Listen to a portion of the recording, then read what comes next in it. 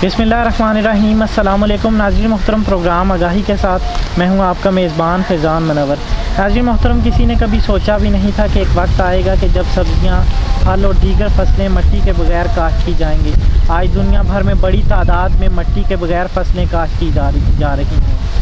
और नाज़रीन मोहतरम, इस जदीद ज़रई सिस्टम को दुनिया भर में इंतहाई मकबूलियत हासिल है और इस जदीद ज़रई सिस्टम को हाइड्रोपोनिक सिस्टम, एक्वापोनिक सिस्टम और दीगर बहुत से नामों से जाना जाता है। लेकिन हमारे यहाँ बहुत से लोगों को इससे अवेयरनेस हासिल नहीं है, इसकी आगाही नहीं है। तो हम कोशिश करेंगे कि इस जदीद ज़रई सिस्टम से कि आपको आगाही पहुँचा सके। नाज़रीन मोहतरम, आज के इस प्रोग्राम में हमारे साथ अपना उगाओ और अपना खाओ के बानी असलम मिर्ज़ा साहब मौजूद हैं।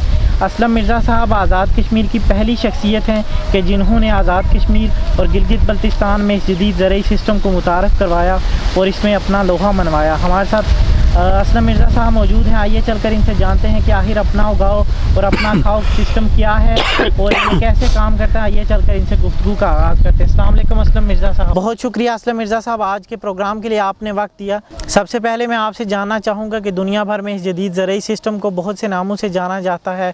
हाइड्रोपोनिक सिस्टम है, एक्वापोनिक सिस्टम है और बहुत से दीगर नाम हैं। तो आपने आज़ाद कश्मीर और गिलगित बल्तिस्तान में इसको अपना उगाओ और अपना खाओ के नाम से मुतारफ़ करवाया है, तो इसकी कोई ख़ास वजह रही है? जी फैज़ान मनवर साहब, सबसे पहले तो मैं आपका और बोलो कश्मीर का मशकूर हूँ कि वो इस जदीद आवाज़ को जो है अपने टीवी के ज़रिए आवाम तक जो ले जाने में मेरी मदद की है, इसके लिए मैं शुक्रगुज़ार हूँ। और जहाँ तक आपने बिल्कुल दुरुस्त कहा कि दुनिया में जो एग्रीकल्चर है ये कम्प्लीटली तब्दील हो रहा है, यानी कि आउटडोर जो है ओपन एयर कल्चर को ख़त्म करके इनडोर एग्रीकल्चर जो है वो मुतारफ़ करवाया जा रहा है। उसकी मैं बुनियादी वजह बता दूँ, वो ये कि जब ये कुदरती आफात आती है, मसलन तेज़ बारिश हो, तेज़ जो है वो हवा हो, सरलाबारी हो, तो इससे फसलों को बहुत ज़्यादा नुकसान जो है वो पहुंचता था। तो इस नुकसान से बचने के लिए तो पहले ये किया गया कि ग्रीन हाउसेस के अंदर या बड़े बड़े मकान बना के, शेड बना के उसके अंदर ये एग्रीकल्चर शुरू की गई कि उससे ये 50% जो है जो लॉस कुदरती होता था उसको बचा लिया गया। और उसके बाद दुनिया ने बहुत ज़्यादा तहकीक की, क्योंकि उनके पास ज़मीनें कम थी, आबादी बहुत ज़्यादा बढ़ रही थी और फूड की बहुत ज़्यादा जो है वो कमी आ चुकी थी। तो उन्होंने बहुत ज़्यादा वो तहकीक की, तो बहुत सारी वो चीज़ें सामने लेके आए। तो ये चूँकि एक छोटा सा प्रोग्राम है, इसमें मैं पूरी तफसील में नहीं जा सकूँगा, लेकिन मैं इस वक्त इतना बता दूं कि इस वक्त बहुत सारे जो है वो तरीक़ाकार जो है वो मौजूद हैं, जैसा कि आपने ज़िक्र किया हाइड्रोपोनिक, एक्वापोनिक, एरोपोनिक और बहुत सारे सोइल लेस सिस्टम हैं। यानी कि सारे के सारे जदीद सिस्टम जो हैं, जिस भी किसी प्रोफेसर ने नई तहकीक की या उसने एक नया नाम देकर उस जिद्दत को जो है वो मज़ीद आगे ले जाने की जो है वो कोशिश की है। तो ये बेशुमार सिस्टम जो है मौजूद है, लेकिन जो दिलचस्प बात है वो ये है कि ये सारे के सारे सिस्टम बिना मिट्टी के हैं। ठीक है जी हाँ, मैं ये जो कह रहा हूँ दुरुस्त कह रहा हूँ, बिना मिट्टी के हैं कि इन सभी सिस्टम में मिट्टी का इस्तेमाल सिरे से नहीं होता। ठीक है, बल्कि ज़्यादातर जो है पानी के ऊपर ही जो है वो ये सब्जियां और चारा जो है ये उगाया जाता है। ठीक है। अच्छा असलम मिर्ज़ा साहब, ये ख़ुद कफ़ालत तहरीक क्या है और इसका आगाज़ कब किया आप लोगों ने और इसका इनिशिएटिव कब आपने और क्या सोच कर लिया? असल में मुझे शौक़ तो बचपन से था। मेरे दादा मोहतरम आलमदीन साहब जो है उन्होंने 1947 से कबल भी बाग लगाया हुआ था, तो हमने बाग और सब्जियों को अपने घर के अंदर देखा और यही शौक़ मैं इंग्लैंड भी लेके गया। ठीक है। वहाँ पर भी मैं बीज जो है ये कश्मीर से ही मंगवाता था, ताकि मेरी यादें जो है जो कश्मीर के साथ वो जुड़ी रहे और यहाँ की मैं ऑर्गेनिक सब्जियाँ जो हैं वही मैं खाता रहूँ। तो हुआ ये कि ये कोई पिछले 6-7 सालों की बात है कि तहकीक करते करते हमारे सामने जो है कुछ नई चीज़ें जदीद जो है वो तहकीक सामने लगी। तो उसके बाद जनाब मेरे भांजे हैं जावेद इकबाल, तो उन्होंने फिर काफ़ी रिसर्च की, तो हमने फिर मिलकर जनाब वो इसको जब ये देखा तो हमारे जहनों में एक बड़ा इनकलाब जो है वो आ चुका था। ठीक है। तो इब्तदा में तो हमने इसको कमर्शियली मैंने सोचा, और हमारी जो वहाँ पर अपना होगा और अपनों खाओ की टीम थी, वहाँ पर इंग्लैंड के अंदर करने की हमने कोशिश जो है वो की। तो इब्तदाई काफ़ी हमने काम भी कर लिया था, लेकिन अचानक मेरे जहन में जो चीज़ आई वो ये थी कि इंग्लैंड के अंदर तो ऑर्गेनिक चीज़ें अवेलेबल हैं, ठीक है, और यहाँ पर जो है केमिकल से पाक सब्जियाँ भी मौजूद है, और मुझे इस एज में आकर कोई बड़ा बिजनेस करने की ज़रूरत भी नहीं है। तो जब मेरे जहन में एक चीज़ ने क्लिक किया कि ये ज़रूरत तो मेरे वतन को है, क्योंकि मेरे वतन में जो है वो फूड की कमी है। 22% जो लोग हैं वो बिना खाए जो है वो एक वक्त का खाना वो सोते हैं।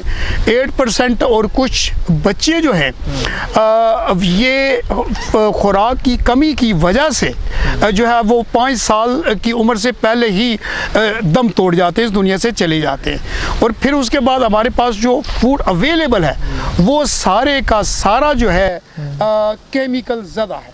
ठीक है। अब जब हमने ये देखा कि सब्जियां जो हैं बज़ाहिर जो है हमें साफ़ सुथरी और ऑर्गेनिक नज़र आती हैं, लेकिन मेरे दोस्तों ऐसा है नहीं। ये जो बड़ी बड़ी इंडस्ट्रीज लगी है इसके अंदर जो केमिकल वेस्ट होता है वो सारे का सारा इन सब्जियों की काश्त में लगाया जाता है, क्योंकि उससे सब्जियां तेज़ी से उगती हैं। ठीक है। लेकिन बदकिस्मती ये है कि वो जितना भी केमिकल होता है उस इंडस्ट्रियल वेस्ट में वो सारे का सारा उन सब्जियों के अंदर चला जाता है, और वो सब्जियां जब हम खाते हैं तो हमारे जिस्मों के अंदर चला जाता है, जिसकी वजह से हमारे अंदर बड़ी मूजी बीमारियों ने घर कर लिया है, जिससे हमारी उम्रें भी कम हो रही हैं, हमारे कद कम हो रहे हैं, और हमारी मौजूदा नस्ल भी अपांच हो रही है, और आइंदा आने वाली नस्ल भी अपांच पैदा होगी, माजूर पैदा होगी। तो ये चंद चीज़ें थी जो मैंने फ़ौरन ये डिसाइड किया कि नहीं, मुझे इंग्लैंड में कुछ नहीं करना है, मुझे अपने वतन में वापस आना है, और यहाँ खुराक की कमी को दूर करना है, और जो खुराक मौजूद है उसको केमिकल से पाक करना है। ठीक है। अच्छा असलम मिर्ज़ा साहब, इससे कबल भी बहुत से लोग सब्जियां, फल और दीगर फसलें काश्त कर रहे हैं, तो आप ऐसा कौन सा जदीद फार्मूला लाए हैं कि जिससे आज़ाद कश्मीर और गिलगित बल्तिस्तान के लोगों की ज़िंदगियां चंद हफ्तों में तब्दील हो जाएंगी, उनके माशी हालात जो हैं वो चंद लम्हों में, चंद हफ्तों में तब्दील हो जाएंगे? जी बहुत बहुत शुक्रिया फैज़ान साहब। ये बुनियादी तौर पर मेरा फार्मूला तो नहीं है, चूँकि मेरी तहकीक नहीं है, ये बहुत सारे दुनिया के एक्सपर्ट जो हैं ये उनकी तहकीक है, और पूरी दुनिया के अंदर बल्कि पसमानदा मुल्कों के अंदर भी ये तरीक़ाकार जो है वो अडप्ट जो है वो किए जा रहे हैं। और बड़े मुल्कों का तो ये प्रोग्राम है कि 2030 तक इस फूड की कमी को जो है वो दूर कर लिया जाएगा इन जदीद टेक्नोलॉजी को इस्तेमाल करके। जो मैं यहाँ दोस्तों को बताना चाहता हूँ, अपनी आवाम को बताना चाहता हूँ, वो ये है कि ये वाकई एक इतना इनकलाबी तरीका है। अब चारे को एक सेकंड के लिए अगर हम ले लें, यानी कि रवायती तरीके से हम जो भी चारा उगाते हैं, गंदम हो, मकई हो, जवार हो, और जो भी हो, यहाँ पर जो रवायती तरीके से अब करते हैं जी, हम उसको जदीद तरीके से तैयार करके सिर्फ 7 दिनों के अंदर, जो रवायती तरीके से 2.5-3 महीनों में चारा तैयार होता है, सिर्फ 7 दिनों के अंदर वो चारा तैयार करके हम अपने दूध पीने वाले जानवरों को पेश कर सकते हैं। और दूसरा, जहाँ तक सब्जियों का ताल्लुक है, उसमें भी इतनी ज़्यादा जिद्दत है कि अब मैं सिर्फ एक ही एग्जांपल दूंगा, टमाटर की एग्जांपल दे देता हूँ कि रवायती तरीके से जो हम टमाटर उगाते हैं उसमें 3-4 महीने लगते हैं और बहुत ज़्यादा मेहनत जो है वो दरकार है। असलम मिर्ज़ा साहब, आपने क्योंकि एक रोल मॉडल के तौर पर आज़ाद कश्मीर में इस काम का आगाज़ किया है, तो अब अगर कोई एक ले मैन इस काम में आता है तो उसके लिए आपने रिस्क फैक्टर को किस हद तक कम करने की कोशिश की है? इसमें मेरे ख्याल में जो सिस्टम हम यहाँ पर अडॉप्ट कर रहे हैं वो बहुत सारी तहकीक के बाद बहुत सारे जो सिस्टम हैं उनको यकजा करके कि हमारी ज़मीनें कैसी हैं, हमारे लोगों के माली वसाइल कैसे हैं, कहीं पानी नहीं है, कहीं बिजली नहीं है, इन सारी चीज़ों को मद्देनज़र रखते हुए हमने मुख्तलिफ़ किस्म के डिज़ाइन बनाए हैं, जिसमें रिस्क फैक्टर जो है, ये माली नुकसान का जो खदशा है वो यानी कि बिल्कुल ज़ीरो हो जाता है। इसलिए कि बहुत सारी जगहों पर जहाँ बिजली सिरे से मौजूद नहीं है, वहाँ पर भी हम इस सिस्टम को जो है वो अडॉप्ट जो है वो कर सकते हैं। और फिर जो है रिस्क इसलिए भी नहीं है कि हमने किसी ज़रूरी ज़मीन को ज़रूरी नहीं है कि तजर्बे के लिए इस्तेमाल करना है, हम इसके लिए बंजर ज़मीनों को भी इस्तेमाल कर सकते हैं, पथरीली ज़मीनों को इस्तेमाल कर सकते हैं, जो है मकानों की छतों को इस्तेमाल कर सकते हैं, इवन मकानों की दीवारों को इस्तेमाल कर सकते हैं। बहुत ही जो यहाँ पर अवेलेबल है मटीरियल, और अक्सर तो घरों में पड़ा हुआ होता है मटीरियल, हम उसी को यूटिलाइज़ करके बहुत कम वक्त में, बहुत कम खर्चे में और बहुत कम मेहनत करके ज़्यादा से ज़्यादा जो है वो सब्ज़ियाँ उगा सकते हैं। तो मेरा ख्याल में इस पर बहुत हमने मेहनत की है कि माली नुकसानात जो हैं वो किसी भी शख्स को ना हो पाएँ, बल्कि ज़्यादा से ज़्यादा वो फ़ायदा उठा सकें। अच्छा असलम मिर्ज़ा साहब, यहाँ तो हर चीज़ में मिलावट है, हर चीज़ में केमिकल की मिलावट है, तो आपके पास इससे छुटकारे का क्या हल है? बहुत शुक्रिया फैज़ान साहब। ये जो सिस्टम है बुनियादी तौर पर ये इन्वायरमेंट फ्रेंडली है। रवायती तरीके से जो खेती बाड़ी होती है उस पर ज़मीनों के ऊपर जो खादें डाली जाती हैं वो हमारी ज़मीन की तबाही का बायस बन रही हैं, और वो जो पानी है उन खेतों से बहकर नदी नालियों में या चश्मों की शक्ल जो इख्तियार करता है वो भी सारे का सारा पोल्यूटेड होता जा रहा है।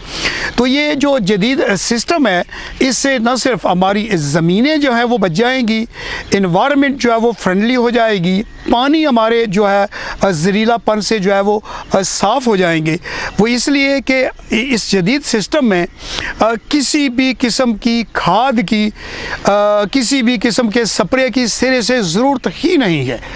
तो जब हम कोई खाद इस्तेमाल ही नहीं करेंगे, कम्प्लीटली ऑर्गेनिक और नेचुरल तरीके से जब सब्जियों को और चारे को हम उगाएंगे, तो मेरा ख्याल में वो सारे के सारे खदशात जो हैं या इस वक्त जो प्रैक्टिस हो रही है, जो सब्जियों के अंदर हमें ज़हर मिला के दिया जा रहा है, दूध के अंदर ज़हर मिला के दिया जा रहा है, हम जो गोश्त जानवरों का खाते हैं वो भी केमिकल ज़्यादा है।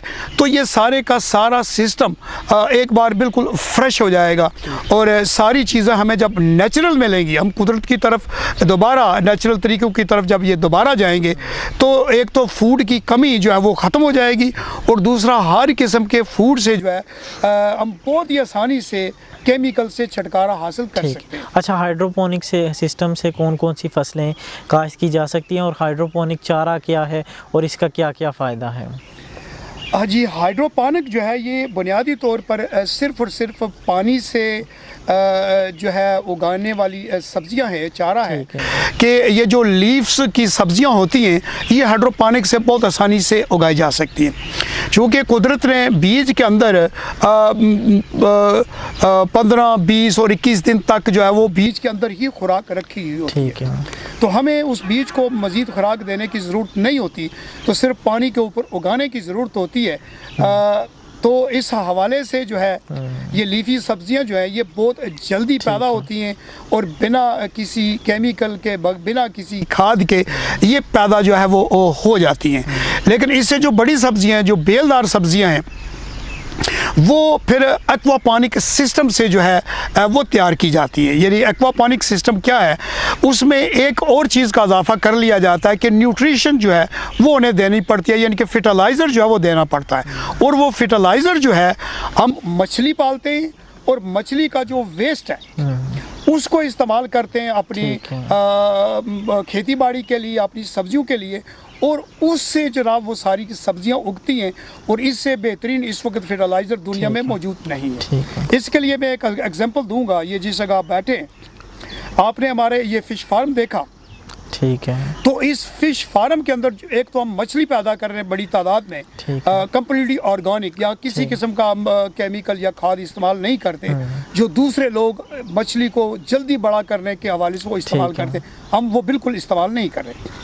हम इसी फ़िश फार्म से, आप ये देख रहे हैं, इससे आगे ये जो ज़मीन है ये सारी हमारी है। हमने इसको डिज़ाइन इसी तरह किया है कि ये जो चावल की हमने इस वक्त फसल उगाई है, ठीक है, इस चावल की फसल को हमने अपने फिश फार्म से ही पानी जो है वो दिया है। ठीक है, उससे हमें दो फायदे हुए, एक तो फिशों के लिए, मछलियों के लिए पानी साफ हो गया, ठीक है, और दूसरा जो उसका गदला पानी था वो खाद के तौर पर इस्तेमाल हुआ चावलों को उगाने में। ठीक है।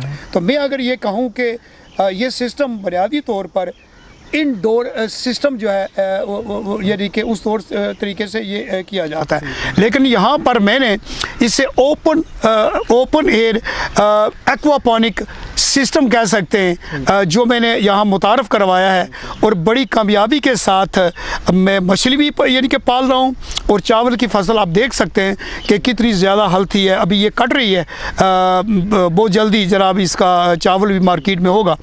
तो इसमें किसी किस्म का हमने कोई फर्टिलाइज़र जो है और हमने नहीं डाला, सिर्फ़ और सिर्फ मछली के वेस्ट से ही इसको हमने पैदा किया है। तो इसी को एक्वापॉनिक ही कहते हैं, और यही वो एक्वापॉनिक सिस्टम है कि अगर हम ग्रीन हाउस के अंदर सब्जियां उगा लें तो एक सिस्टम जो है वो पानी का बनाना पड़ता है, जिससे पानी को सर्कुलेशन देना पड़ती है, फिश टैंक में मछली पैदा की जाती है, और वही पानी जो है, जो उसका गंदा पानी होता है, जहाँ हमने वो खेत बनाए हैं पाइपों के अंदर, ट्रेस के अंदर, उनमें से वो पानी गुजारा जाता है, मुकम्मल सर्कुलेशन दी जाती है, वही कंप्लीट लेक हमारा एक्वापॉनिक जो है वो सिस्टम जो है वो कहलाता है। असलम मिर्ज़ा साहब, इस खुद कफ़ालत तहरीक से एक आम आदमी, एक लेमैन की ज़िंदगी पर क्या असर पड़ेगा? मैं समझता हूँ कि इस सिस्टम से लेमैन की ज़िंदगी पर बहुत ही मुस्बत असरात जो है वो पड़ेंगे। पहली तो बात तो ये है कि जो इसको उगाएगा उसको माशी तौर पर बहुत ज़्यादा फ़ायदा होगा, बाहर से सब्ज़ी लाने में जो है उसको ज़रूरत नहीं पड़ेगी, और वो पैसा उसकी जेब में रहेगा। और उसके बाद जो सब्ज़ी खाएगा वो इतनी हेल्थी होगी कि उसको डॉक्टर के और केमिस्ट के जो बिल हैं वो भी देने की ज़रूरत नहीं होगी, क्योंकि जो घर की वो जो सब्ज़ी उगाएगा इस तरीके से वो केमिकल फ्री होगी। तो जब केमिकल फ्री मछली वो उगाएगा तो उसके घर वाले भी जो है वो बीमारियों से जो वो बचेंगे। जब उसकी सेहत ज़्यादा अच्छी होगी तो बहुत ज़्यादा वो मेहनत भी कर सकता है। तो मैं ये समझता हूँ कि ये सिस्टम जो है एक आम आदमी का जो है वो ज़िंदगी का तरीक़ाकार ही बदल के रख देगा। माशी तौर पर ये उसको खुद कफ़ील करेगा, और जो है जिस्मानी तौर पर भी तंदुरुस्त और तवाना जो है वो रखेगा, और उसको देखकर भी मोहल्ले के लोग और शहर के लोग भी जब इस चीज़ को अडॉप्ट करेंगे तो यकीनी तौर पर ये हमारा पूरा सिस्टम जो है, पूरी सोसाइटी जो है ये माशी खुद कफ़ालत की तरफ भी चली जाएगी, और एक सेहतमंद जो है सोसाइटी जो है ये जन्म लेगी। अच्छा असलम मिर्ज़ा साहब, अगर कोई शख्स अपने घर में कोई सब्ज़ी या फल काश्त करने के में इंटरेस्टेड हो तो वो एक महंगा शौक़ है, तो वो अपने इस शौक़ की तकमील कैसे कर सकता है? जी फैज़ान साहब, बहुत अच्छा सवाल किया है। ये महंगा शौक़ हरगिज़ नहीं। ठीक है। मैं अगर ये कहूँ कि रवायती तरीके का जो वो है वो बहुत ही महंगा तरीक़ाकार है। अब मिसाल के तौर पर सब्ज़ी उगाने के लिए तो अगर बड़े पैमाने पर उगाते हैं तो आपको ट्रैक्टर की ज़रूरत है, बेल की ज़रूरत है, हल की ज़रूरत है, जनाब आपको दरातियों की ज़रूरत है, खुरपे की ज़रूरत है, और मज़दूरों की ज़रूरत है। ये यानी कि बहुत सारी जो है वो आपको बेसिकली ये काम तो हुकूमत का है, तो मेरा नहीं ख्याल कि ये काम एक छोटा सा ग्रुप बखूबी अंजाम दे सकता है। तो आप इस बारे में क्या कहेंगे? बहुत शुक्रिया जनाब। बिल्कुल आपने दुरुस्त फरमाया कि ये काम बुनियादी तौर पर तो हुकूमतों के होते हैं, हुकूमतों के अदारों के। ठीक है।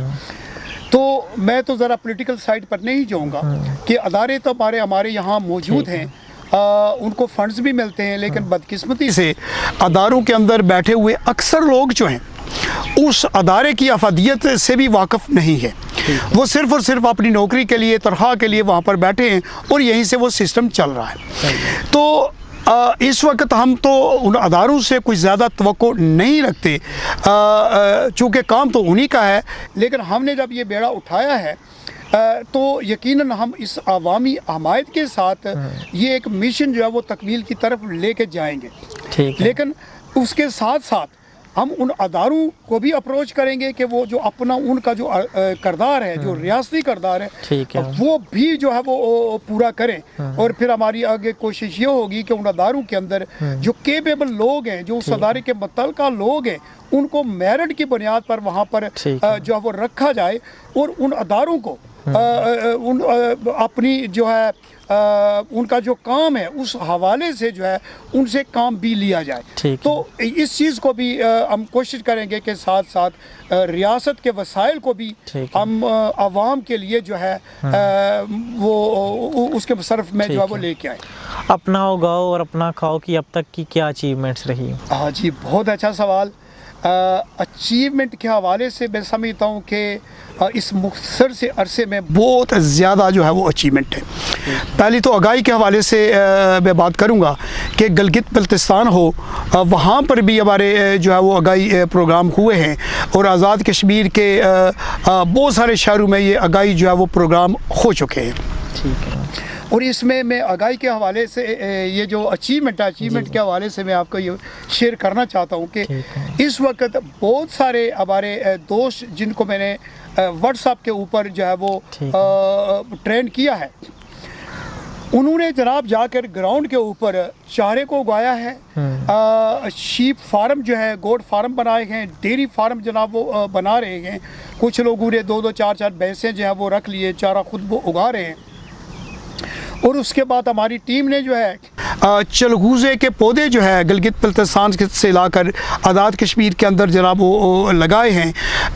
यहाँ महकमा ज़राअत वाले ये कहते थे कि यहाँ अंगूर पैदा नहीं हो सकता। हमारी टीम ने तकरीबन 400 के करीब बागात जो है वो अंगूर के जो है वो लगा चुके हैं। इंशाल्लाह इस आने वाले साल में वो फल भी देंगे। और इसके बाद हमने जैतून के ऊपर जो है वो बहुत काम किया है।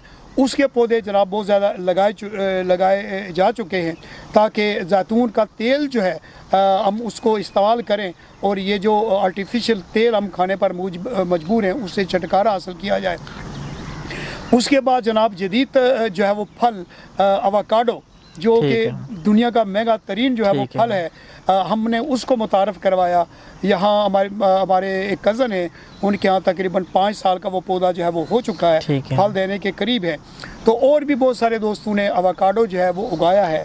और उसके बाद मोरिंगा पर बहुत काम हुआ है। मोरिंगा के हमने बहुत सारे पौधे उगा कर जो है वो दोस्तों में तकसीम किए हैं। और इसी तरह नीम जो है एक ज़बरदस्त पौधा है, ये रात को भी ऑक्सीजन जो है ये देता है, तो इसके भी पौधे हम लगा रहे हैं। और इस तरह पौधों के ऊपर हमने बहुत सारा जनाब ये काम किया। बल्कि लेटेस्ट जो है हमारे एक दोस्त हैं, वो छुट्टियों पर आए थे, मैं उनका नाम मेंशन करना चाहूँगा, मुर्तज़ा साहब।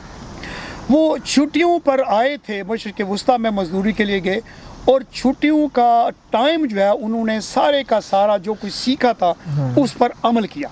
यानी कि मैं अगर ये कहूँ कि वो आकर चाय पिए बिना ही खेतों में चले गए तो बात ये गलत नहीं होगी। तो जितने भी वो बीज लाए थे उन्होंने यहाँ आके उसको उगाया, बहुत सारी कलमकारी की, उन पौधों को भी उन्होंने उगाया।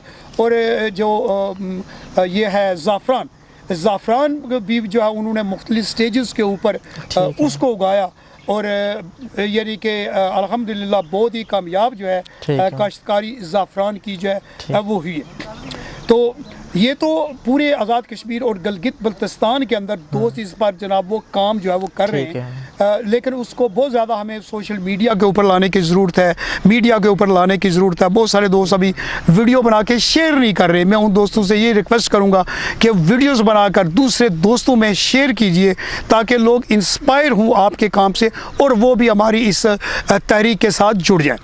और जिस जगह पर यहाँ पर बैठे हैं, यहाँ पर अगर देखें तो ये मेरे कज़न्स ने यहाँ पर मुमताज़ मिर्ज़ा साहब हैं, औरंगज़ेब मिर्ज़ा साहब हैं, जावेद मिर्ज़ा साहब हैं। तो ये शुरू में इन्होंने इनिशिएटिव ये ले लिया था कि भाई अगर आप वहाँ पर ये काम कर रहे हो तो हम आपके लिए ये कर सकते हैं कि हम यहाँ पर सरमायाकारी करते हैं और इब्तदाई तौर पर जो आपको ग्राउंड चाहिए वो हम मुहैया कर देंगे। तो ये इनकी मेहरबानी आप देख सकते हैं कि यहाँ पर मेरा ख्याल में आज़ाद कश्मीर का सबसे बड़ा फ़िश फार्म जो है अब वो मौजूद है, जहाँ पर कम्प्लीटली ऑर्गेनिक जो है वो तरीके से हम मछली जो है वो पैदा कर रहे हैं। चावल की फसल जनाब आपके सामने है। ठीक है। चूँकि चावल की फसल की वजह से हमने वो सारी ज़मीन जो है वो काश्त कर ली थी, जगह नहीं बची थी, मुझे इंग्लैंड जाना था, तो वो ग्रीन हाउस हम नहीं बना सके। तो जो फ्रंट का हमारा एरिया है वहाँ पर हमने ग्रीन हाउसेस बनाने हैं, जहाँ पर हमने मुख्तलिफ पौधाजात की जो है वो नर्सरी बनानी है, और उसके बाद जनाब ये ऑर्गेनिक जितनी भी सब्जियां हैं उसके लिए ग्रीन हाउस बनाने हैं। और यहाँ पर इंशाल्लाह बहुत जल्दी आप कंप्लीटली जो है वो एक्वापॉनिक सिस्टम पर उगी हुई फसलें जो हैं, उगी हुई सब्जियां जो हैं, और आप जनाब यहाँ पर देख सकेंगे इस छोटी सी जगह में। ठीक। असलम मिर्ज़ा साहब, अगर आप इस तहरीक को, खुद कफालत तहरीक को अपना उगाओ और अपना खाओ को आज़ाद कश्मीर और गिलगित बल्तिस्तान के घर घर पहुँचाने में कामयाब हो जाते हैं, तो आप क्या समझते हैं कि मुल्की मईशत पर क्या असरात मुरतब होंगे? बहुत बहुत शुक्रिया। मैं समझता हूँ कि ये बहुत ज़बरदस्त सवाल है और दोस्तों को समझने का है। ये बज़ाहिर तो एक छोटी सी तारीख नज़र आती है, लेकिन ये छोटी तारीख हरगिज़ नहीं है। ठीक है। ये बुनियादी तौर पर खुद कफालत की तारीख है। अगर हम इसी तरह जिस जोश और जज्बा से काम जारी रखे हुए हैं, तो 5 साल के अंदर अंदर हम पूरे आज़ाद कश्मीर और गिलगित बल्तिस्तान के अंदर हर एक चीज़ में खुद कफ़ील जो हैं वो हो जाएंगे। जहाँ सब्जियों की मैं बात कर रहा हूँ, वहाँ पर मैं छोटी इंडस्ट्री की भी बात जो है वो कर रहा हूँ। हमें बड़ी इंडस्ट्री की यहाँ पर ज़रूरत नहीं है, हमें छोटी इंडस्ट्री की ज़रूरत है, जिससे आम जो किसान है, आम मजदूर जो है, उसकी ज़िंदगी जो है वो तब्दील हो। इसके लिए फैज़ान साहब मैं एक एग्जांपल जो है वो देना चाहता हूँ दोस्तों के लिए। वो ये है कि मेरी नज़र में जो इंडस्ट्री है वो ये है कि गिलगित बल्तिस्तान के अंदर मौजूदा एक काश्तकार जो है, जिसके पास बहुत ज़्यादा ज़मीन नहीं है, फ़र्ज़ कर लें कि 10 जो है ये अखरोट के दरख्त हैं, तो अब उसका गुजारा जो है वो उन्हीं अखरोट के दरख्तों पर होता है। वो सीज़न में एक ही बार होते हैं, और वो इतना तंग दस्त है वो किसान कि खैबर पख्तूनख्वा से आया हुआ कोई भी एक पठान जो है वो उनको अगर कुछ एडवांस दे देता है, तो वो सारी की सारी फसल उस एडवांस की सूरत में वो ले जाता है और उससे मुनाफा जो है वो कमाता है, और वह किसान जो है बेचारा वो अगली फसल तक फिर परेशान हाल अपनी ज़िंदगी गुजारता है। और जो मैं देख रहा हूँ, जो हम तब्दीली लाना चाहते हैं वो ये है कि हम उस किसान से उसकी मेहनत का सिला उसको दिलवाएं। ये तभी हो सकता है जब हम सिस्टम को तब्दील करें। तो वो सिस्टम बिल्कुल मुख्तसर सा है, कोई रॉकेट साइंस नहीं है मेरे दोस्तों, कोई किताबें पढ़ने की ज़रूरत नहीं है। छोटी सी बात को अगर आप अडॉप्ट कर लें, तो पहली तो बात ये है कि हमें एक बड़े सर्कल पर एक जो इन्वेस्टर हैं उन्हें इन्वेस्टमेंट के लिए एक ग्रुप बनाना पड़ेगा, और फिर उसके नीचे एक दूसरा सर्कल में डिस्ट्रीब्यूशन के लिए एक बनाना पड़ेगा। लेकिन काश्तकार के पास चूँकि सरमाया नहीं होता, उसको हमने नए तरीके जो है वो बिज़नेस के सिखाने हैं। अगेन मैं इसी मिसाल को आगे लेकर चलता हूँ। यही काश्तकार जो अखरोट पैदा कर रहा है, हम इन्हें ये कह सकते हैं कि आप इस अखरोट को खाम माल में नहीं बेचेंगे, हम आपको ये एडवांस देते हैं, आप इस पैसे को अपने पास रखें, अखराजात पूरे करें, आइंदा ये अखरोट किसी को नहीं बेचें। आप ये करें कि जो आपके बाकी के 2-4 महीने या 6 महीने आपके पास कोई काम नहीं होता, इसी अखरोट की गिरियाँ निकालें। ठीक है। और उस गिरियों का भी उनको मुआवजा मिले, ये उनके घरेलू सनत में एक चीज़ जो है उसका इजाफा हो जाएगा। ठीक है। और थोड़ा सा आगे हम अगर इसको लेकर जाएं, तो अगर हमारा कोई इन्वेस्टर है जो इसको डिस्ट्रीब्यूट कर रहा है, तो वो अगर पैकेज के लिए लिफाफे उनको दे दे अपने लोगों के साथ, तो अगला काम भी उसी फैमिली को मिल जाएगा कि वो गिरियाँ निकालने के बाद वो पैकेजिंग का काम भी वो अपने घर पर ही करेंगे। और उसके बाद जनाब आप देख लीजिए कि ये एक की बजाय वो अपनी प्रोडक्शन से वो 3 बार जनाब वो मुनाफा ले रहे हैं, वो उसी घर में है। और अगर थोड़े से टाइम के बाद जब उन्हें ये पता चल जाएगा कि ये लिफाफे देने वाले से भी हम छुटकारा हासिल कर सकते हैं, तो अगला काम उन्होंने सिर्फ ये करना है कि वो लिफाफे प्रिंट करके अपनी एक छोटी सी कंपनी बनाकर अखरोट उगा कर, गिरियाँ निकाल कर, लिफाफों में पैक करके वो डिस्ट्रीब्यूटर के हवाले करके, यानी कि एक फिनिश प्रोडक्ट में इसको ले जा सकता है। और यूँ उसी घर का मुनाफा जो है आप अंदाज़ा कर सकते हैं कि कितना गुना जो वो बढ़ गया। तो ये घरेलू इंडस्ट्री है, बहुत छोटे पैमाने पर है, लेकिन यकीन करें कि यही इंडस्ट्री, इसी तरह की इंडस्ट्री हमें चाहिए जो वक्त के साथ साथ नेचुरल तरीके से आगे बढ़ती जाए, ताकि आम इंसान जो है उसकी ज़िंदगी जब वो तब्दील हो सके। ठीक है असलम मिर्ज़ा साहब, आज 21वीं सदी में भी हमारे लोग खुसूसन किसान तबका पुरानी टेक्नोलॉजी इस्तेमाल कर रहे हैं, तो हुकूमत को कैसे इक़दामात करने चाहिए कि जिससे हमारे लोगों को जदीद टेक्नोलॉजी से रोशनास करवाया जा सके? मैं समझता हूँ कि इस स्टेज के ऊपर अगर हुकूमत जो है वो जो लोग काम करना चाहते हैं उनको अगर माली मदद करे, और मैं समझता हूँ वो बड़ी आसानी से कर सकते हैं कि हमारा पैसा जो है जो बैंकों के अंदर पड़ा हुआ है, अगर उसी पैसे को सिर्फ यूटिलाइज कर दिया जाए कि जो ये दोस्त काम करना चाहते हैं उनको कर्ज़ हुस्ना अगर दे दिया जाए, तो ये बहुत ही कम वक्त में ये दोस्त जो हैं ये छोटी इंडस्ट्री में ख़ुद कफ़ील हो जाएंगे। यहाँ पर हर एक चीज़ वो बनाने के काबिल जो है वो हो जाएंगे।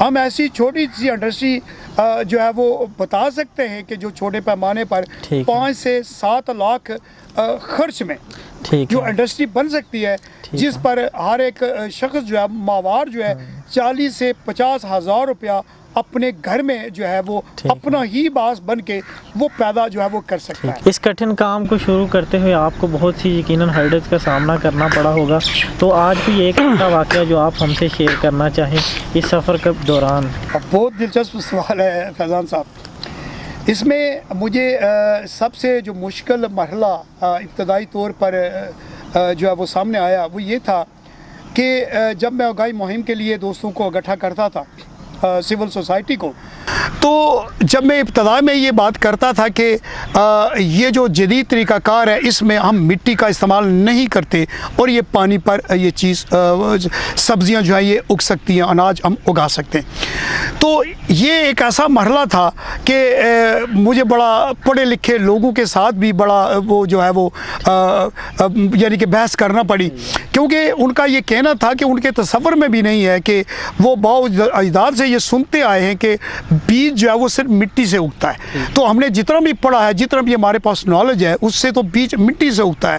तो आप जब ये कह रहे हैं कि बीज पानी से उगता है तो ये कैसे मुमकिन है? तो यहाँ उनका जो पहला एतमाद में बहाल करता था वो बिल्कुल डावाडोल सा हो जाता था, क्योंकि जो चीज़ें मैं उनको बताता था वो उनके समझ में too good to be truth के उस मुहावरे में जनाब वो ये आती थी। और इसी तरह के और बहुत सारे किस्से हैं, अगर वो मैं सुनाने लगूँ तो बड़ा वक्त जो लग जाएगा। कि वो ये कहते थे कि ये अब प्लास्टिक के पाइपों के अंदर जहाँ जिसको हम गटर के लिए या सीवरेज के लिए हम इस्तेमाल करते हैं उसके अंदर आप सब्जियां कैसे उगा सकते हैं। तो जब मैंने उन्हें ये दिखाया कि ये तरीक़ाकार है उससे उगाई जा सकती हैं, तो फिर जाकर उन्हें जो है वो यकीन हुआ। तो मुझे इस वक्त भी जो सबसे मुश्किल जो है वो पेश आ रही है, जो पढ़े लिखे लोग भी हैं, इवन जो ज़राअत महकमे में काम भी करते हैं, चूँकि उनके सलेबस में ये चीज़ें सिरे से नहीं हैं, तो जो सिलेबस में उनके नहीं है, उन्होंने पढ़ी नहीं है, तो ये मेरी बात जो है उन्हें बिल्कुल नई और अजीब लगती है। हालांकि ये ना तो नई है और ना ही अजीब है कि दुनिया के 30-40 साल से ये सिस्टम राइज है और इस वक्त दुनिया के पसमानदा तरीन ममालिक जो हैं वो इस सिस्टम को अडॉप्ट किए हुए हैं। ठीक है, चूँकि हमारे नॉलेज में नहीं थी इसलिए हम इस चीज़ को अब हमें समझ में आई, हम इसको जदीद कह रहे हैं। ठीक है। असलम मिर्ज़ा साहब, अगर कोई शख्स आज़ाद कश्मीर बाशमूल गिलगित बल्तिस्तान में इस काम को करना चाहे तो उसको इस हवाले से सारी एक्सपर्टीज़ कौन देगा? बहुत शुक्रिया फैज़ान साहब। इसमें पहली तो बात यह है कि इतनी एक्सपर्टीज़ की ज़रूरत नहीं है, इब्तदाई अवेयरनेस की ज़रूरत है, जो कि हम गाय बगाए सेमिनार करके भी आगाही दे रहे हैं। और आपकी जो टीवी स्क्रीन है उसके ऊपर भी चल रहे होंगे मेरे व्हाट्सअप नंबर हैं, ठीक है। वो भी चल रहा है, मेरा यूट्यूब का चैनल है वो भी चल रहा है। आप वहाँ जाके यूट्यूब से जो हमने काम किया उसकी कुछ वीडियोस वहाँ पर मौजूद है, सारी मैं अभी तक नहीं लगा सका हूँ। और मेरे व्हाट्सएप के ऊपर मेरी टीम के साथ कोई भी सवाल जो है वो रखा जा सकता है, और जब भी हमें मौका मिलेगा हम हर एक सवाल का मुकम्मल तौर पर जो है वो जवाब देंगे। मैं दुनिया के किसी भी हिस्से में हूँ, इससे कोई फ़र्क नहीं पड़ता। मेरी पूरी टीम जो है वो ट्रेंड है, वो इस जदीद टेक्नोलॉजी के हवाले से दिन रात जो है वो बैठी है, तहकीक भी कर रही है, मज़ीद चीज़ों पर तहकीक कर रही है, और आप दोस्तों के हर एक सवाल का तसल्ली बख्श जो है वो जवाब जो है, गाइडेंस जो है वो मुहैया करेगी। और मैं ये भी आपको बता दूं कि बहुत सारे दोस्त जो है अभी परेशान होते हैं कि ये चीज़ें हमें कहाँ से मिलेगी। ठीक है। तो मैं ये पूरी कोशिश कर रहा हूँ कि ये सारी की सारी चीज़ें भी जो हैं यहाँ पर आज़ाद कश्मीर और गिलगित बल्तिस्तान के अंदर आप दोस्तों को वो ग्राउंड के ऊपर वो चीज़ें मुहैया भी कर दूँ, ताकि वहाँ से आप आसानी से लेके उनको इस्तेमाल कर सकें। ये सिस्टम से मुतल्लक किसी इंस्ट्रूमेंट की ज़रूरत हो या बीजों के हवाले से हो, तो हम अच्छी क्वालिटी के बीज यहीं के पैदा किया हुआ, या अगर बाहर से भी कोई ऐसी सब्ज़ी जो यहाँ पर पैदा नहीं हो रही उसको उगाने के लिए, या कोई पौधा जो यहाँ की ज़रूरत है वो हम बाहर से लेके यहाँ ग्राउंड के ऊपर आप दोस्तों को मुहैया करें। ठीक है। असलम मिर्ज़ा साहब, अगर कोई शख्स आपकी इस खुद कफ़ालत तहरीक में कोई ज्वाइन करना चाहे तो किस तरह से आपके इस मिशन में आपके साथ शामिल हो सकता है? ये भी बहुत अच्छा सवाल है। पहली तो बात ये है कि वो अगर जो हमारा स्लोगन है, ठीक है, कि अपना उगाओ और अपना खाओ, ठीक है, अगर वो इस पर अमल करते हैं, ठीक है, यानी कि अपने ही घर में बैठे अगर इन चीज़ों को वो उगा रहे हैं, अपने लिए उगा रहे हैं, खुद खा रहे हैं, मोहल्ले वालों को दे रहे हैं, तो ये अमलन हमारी इस तारीख का वो हिस्सा। ठीक है। और इस हिस्से को अगर वो मज़ीद अपने किरदार को बढ़ाना चाहते हैं तो इस नॉलेज को वो अपने दोस्त अहबाब को, अपने गांव के लोगों को ज़्यादा से ज़्यादा इसको जो है वो फैलाएं, और इस चीज़ को ट्रेड सीक्रेट समझकर इसको रखने की ज़रूरत नहीं है। ये एक ऐसा नॉलेज है जो हमारे हर एक रियासती बाशिंदे के पास होना चाहिए, और उस यानी कार्य के बाशिंदे तक ये मैसेज पहुँचाना जो है, मैं समझता हूँ कि ये हम सब का फ़र्ज़ है, हम सब का ये किरदार होना चाहिए। अगर हम ये मैसेज पहुँचा दें और उसके बाद सिर्फ अपने लिए इस पर अमल कर लें, यानी कि अपना उगाएं और अपना खाएं, तो यकीनी तौर पर एक वक्त आएगा कि पूरी रियासत जम्मू और कश्मीर जो है वो ख़ुद कफ़ालत जो है वो अख्तियार जो है वो कर लेगी। ठीक है। असलम मिर्ज़ा साहब, महकमा ज़राअत जो है, शोबा ज़राअत जो है, किसी भी मुल्क की तरक्की के लिए एक अहम किरदार अदा करता है, किसी भी मुल्क की तरक्की के लिए बहुत अहमियत का हामिल है, तो आप इसकी बेहतरी के लिए क्या तजावीज़ देंगे? बहुत अच्छा सवाल है। मैं तो रियासत के इन महकमों के अंदर बेहतरी इसी हवाले से लाई जा सकती है, इसी तरीके से लाई जा सकती है कि उन महकमों के अंदर मेरिट की बुनियाद पर ही लोगों को भर्ती किया जाए। ठीक है। सियासी सिफारिश की बुनियाद पर भर्ती किए गए महकमे जो हैं वो रियासत के ऊपर बहुत बड़ा बोझ हैं, और आवाम के लिए भी बहुत ही बड़ा जो है वो बोझ है। ठीक है। तो अगर रियासत जो है उन अदारों में मेरिट की बुनियाद पर जो है वो लोगों को अगर वो भर्ती कर लें, और वो अपना रोल जो है, अगर वो शख्सियात अपना रोल सही मानों में वो अदा करें, तो मैं समझता हूँ कि हमारा ये जो मिशन है इसमें 4 चांद लग सकते हैं। हमारा मिशन बहुत तेज़ी से जल्दी से कंप्लीट हो सकता है। और जब जदीद तरीन जो तरक्की याफ्ता दुनिया है वो 2030 तक अगर ख़ुद कफ़ालत का उनका टारगेट है, तो मैं आज़ाद कश्मीर की हुकूमत से इनके जो है रियासती जो अदारे हैं उनसे ये दावे के साथ मैं ये बात कर रहा हूँ, अगर हम सब मिलकर सिर्फ 5 साल तक रियासती वसाइल को खुलूस और नीयत से जो है वो इस्तेमाल करें, तो हम 2030 से पहले, यानी कि दुनिया से पहले रियासत जम्मू और कश्मीर के लोगों को जो है वो खुराक में खुद कफ़ील जो है ये कर सकते हैं। ये मैं अपनी टीम की तरफ से एक दावा जो है ये कर रहा हूँ, और ये मैं दावा सच करने की आलियत जो है ये ठीक है। 63 बरस की उम्र में भी ये जवां दिल, इंसानियत का दर्द रखने वाले असलम मिर्ज़ा अपने वतन की खुशहाली और किसान तबके के लिए फ़िक्रमंद हैं, और वो उनकी माशी ज़िंदगी को बेहतर बनाने के लिए भी कोशां हैं। अगर हुकूमत कोशिश करे तो किसान तबके और एक आम शहरी की बेहतरी के लिए बेहतर अमली इक़दामात करके उनकी ज़िंदगियाँ बेहतर और आसान बना सकती है। शोबा ज़राअत किसी भी मुल्क की तरक्की के लिए इंतहाई अहम शोबा समझा जाता है, लेकिन बदकिस्मती से आज़ाद कश्मीर में किसी भी हुकूमत ने इस पर कोई खासी तवज्जो नहीं दी। अगर हम भी दूसरे तरक्की याफ्ता ममालिक की तरह शोबा ज़राअत में तरक्की करना चाहते हैं तो हमें भी जदीद ज़रई system, hydroponic system, aquaponic system और सोइल लेस सिस्टम को अपनाना होगा, जो इंतहाई सस्ता अमल है और जिससे थोड़ी इन्वेस्टमेंट के साथ ज़्यादा पैदावार हासिल की जा सकती है। तभी हम तरक्की याफ्ता ममालिक की सफ़ में खड़े हो सकते हैं।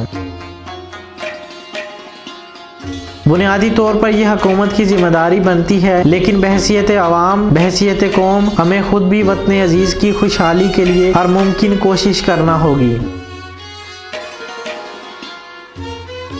नाज़रीन मोहतरम, आज के प्रोग्राम से इतना ही, और अगर मज़ीद किसी और अहम मामले की तरफ आप हमारी तवज्जो दिलाना चाहें तो हमारा ईमेल एड्रेस और व्हाट्सअप नंबर आप अपनी टेलीविज़न स्क्रीन पर देख सकते हैं। तो आज के लिए अपने मेज़बान फैज़ान मनवर को इजाज़त दीजिए। अल्लाह निगहबान।